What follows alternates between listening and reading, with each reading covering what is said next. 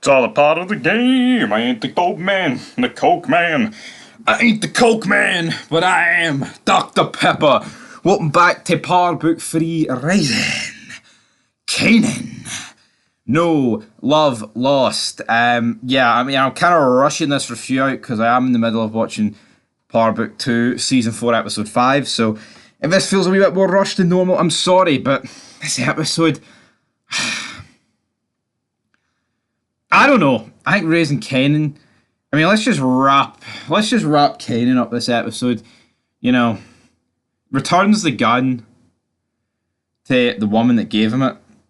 Sleeps with the MILF. Can't say I blame him.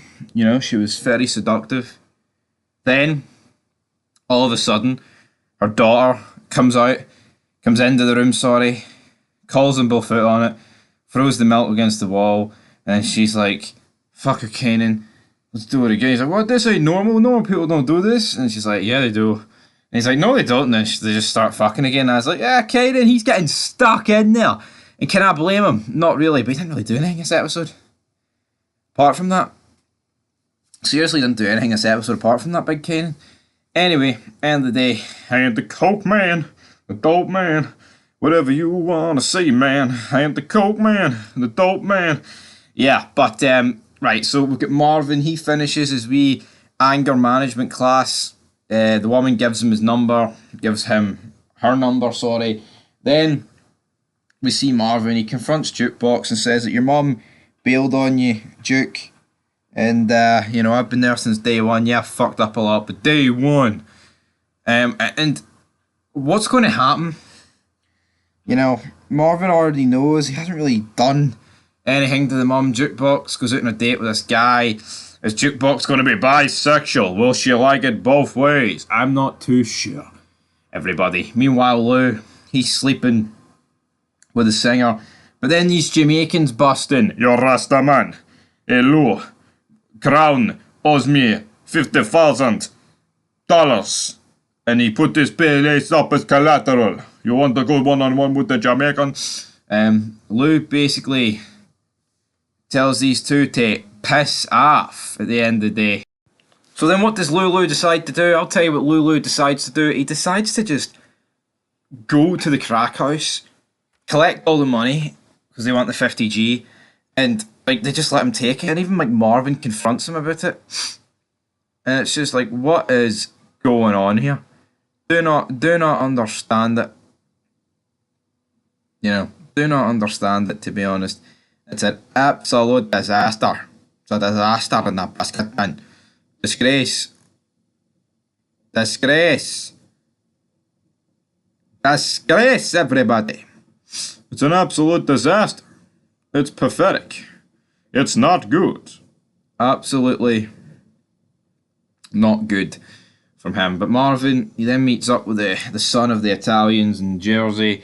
Basically says, right, I've got this contract that you could do. You could kill her, this white bitch. He wants to kill his ex-girlfriend because she's a rat. Can't remember her name exactly. But then when he pays a visit to Unique and Morel, he says he's doing a job for Marvin. And then he's like, Unique, after he drives away, he's like, yo, those two working together, the women and children, yo. And he was right, because the botched hit at the end, it's the guy in the Catskills with the son of the boss, and it just goes into a fucking disaster. Yes, they kill the intended target, right? But they end up fucking...